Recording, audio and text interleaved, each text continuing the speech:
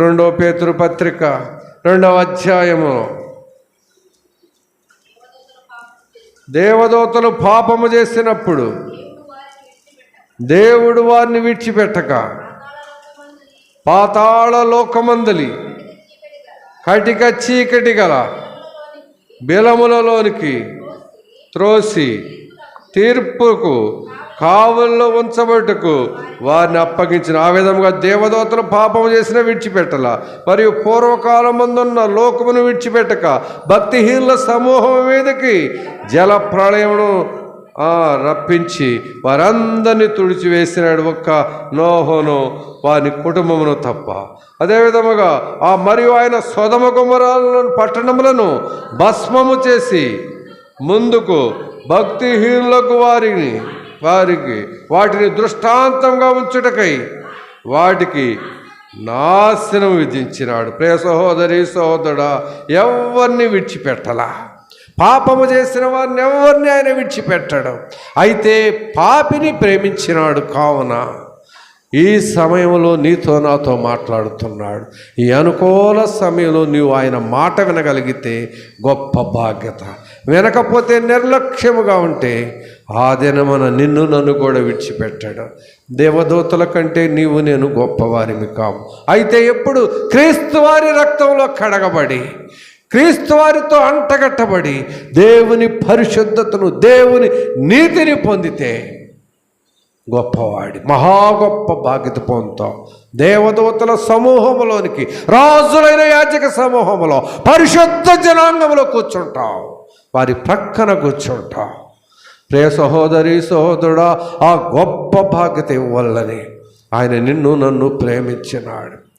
ఎక్కడ త్రోసివేసుకునవద్దు, ఎక్కడ నిర్లక్ష్య స్వభావంలో ఉండవద్దు. మనమందరము ఆయనతో ఉండవాలని, ఆయన సారూప్యములో సృష్టించబడ్డ ప్రతి మనుష్యుడు, ఈ లోకంలో ఈ ప్రపంచంలో ఉన్న ప్రతి మనుష్యుడు ఆయన సారూప్యంలోనే సృష్టించబడినాడు. వీరందరూ కూడా ఆయనతో ఉండవల్లని ఆయన ఉద్దేశం. ఎవరిని ఆయనలో పక్షపాతం లేదు. వీడు పనికిరాడు అనడు, ఈ మనుష్యుడు పనికిరాడని అనడు. ఆయన అందరినీ ప్రేమించినాడు. అయితే ఆయన మాట వెనక నీకు ఇవ్వబడిన సమయము పూర్తవుతున్నా కానీ లోబడక ఉంటే సమయం పూర్తయినప్పుడు నష్టపోతావు.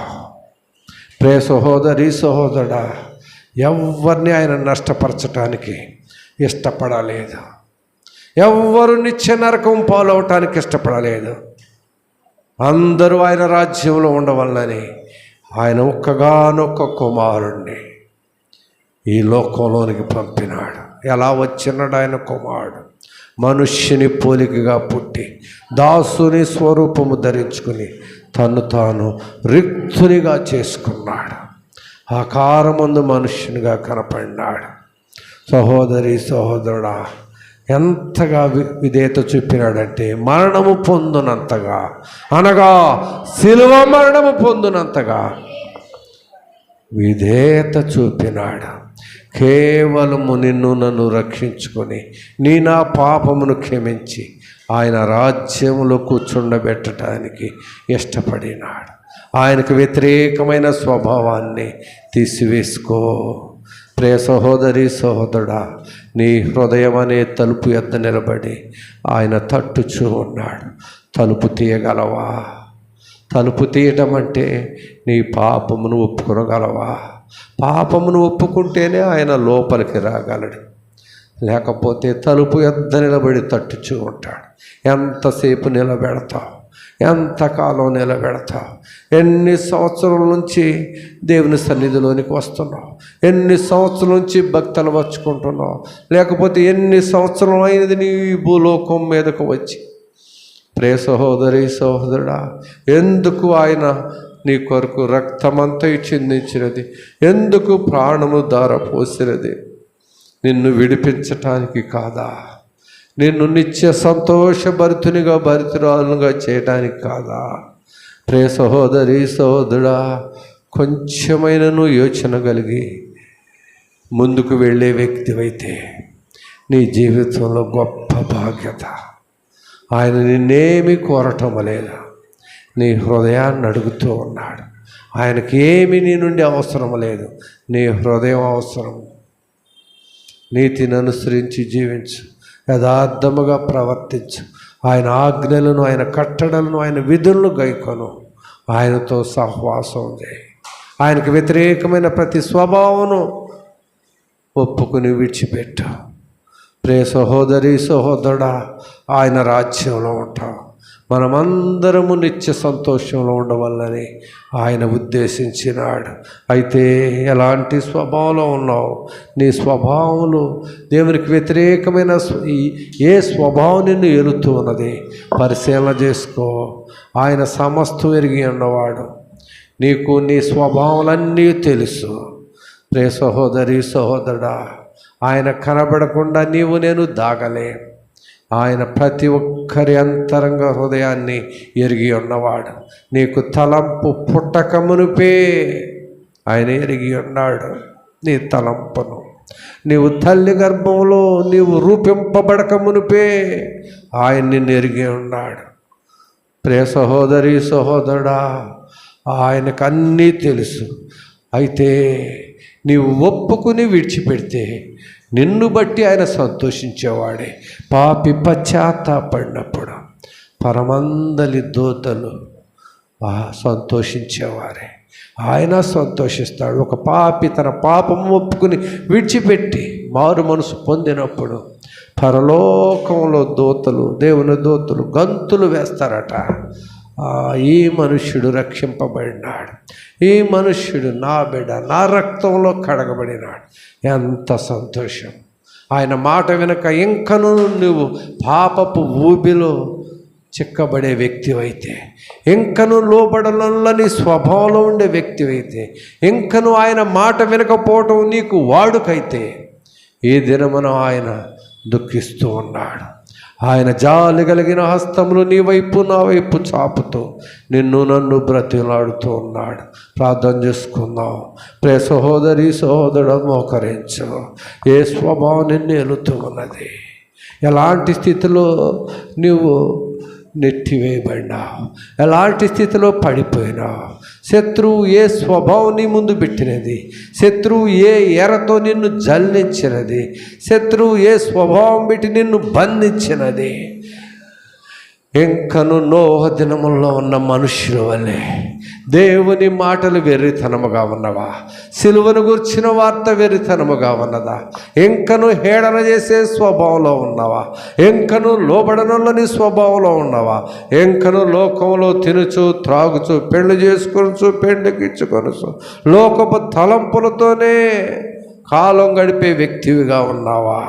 ప్రియ సహోదరి సహోదరుడు, ఈ రాత్రికాల సమయంలో దేవుడు నిన్ను ప్రేమించినాడు. పాపము నుండి, శాపము నుండి, మొదటి మరణము నుండి, నరకము నుండి, రెండవ మరణము నుండి. మొదటి మరణం ఎవరికైనా సంభవిస్తుంది.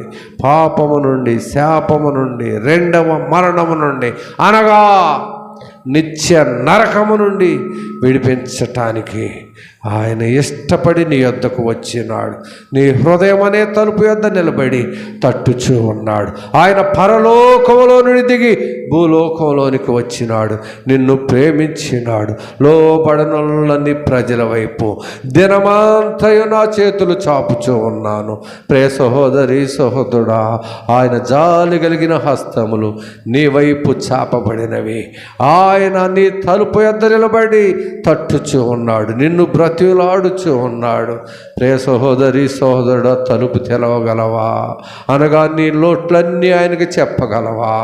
అయితే ఆయన నువ్వు చెప్పగలిగితే, ఒప్పుకుని విడిచిపెట్టగలిగితే దేవుని పరిశుద్ధతను ఆయన నీకు ఇవ్వబోతూ ఉన్నాడు. ఆయన రక్తము ద్వారా దేవుని పవిత్రతను నీకు ఇవ్వబోతూ ఉన్నాడు.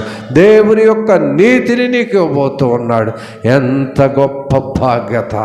ప్రియ సహోదరి సహోదరుడా, ఆ భాగ్యత నీవు, నేను, మనుష్యులందరూ అందరూ పొందవలనని ఆయన అన్నీ ఉన్నవాడయ్యుండి ఏమీ లేనివాడుగా ఈ లోకంలోనికి వచ్చినాడు. సమస్తమును నీ కొరకు నా కొరకు త్యాగము చేసినాడు. ఆయన వైపు చేతులెత్తు, ఆయనతోనే సహవాసం చేయటానికి ఇష్టపడు. ప్రియ సహోదరి సహోదరుడా, యేసు వైపు చూడు. సులువుగా చిక్కులు పెట్టు, ప్రతి పాపమును విడిచిపెట్టు. విశ్వాసమునకు కర్తయు దాన్ని కొనసాగించువాడునైన యేసుక్రీస్తు వారి వైపు చూడు. ఆయన నీ హృదయమైన తలుపు యొద్ద నిలబడినాడు, నీతో మాట్లాడుతూ ఉన్నాడు. ఆయన స్వరమును నీకు వినిపిస్తూ ఉన్నాడు. తలుపు ది, ప్రార్థన చేయి సహోదరి సహోదరుడా. అందరూ ఏకీభవించి ప్రార్థన చేయండి.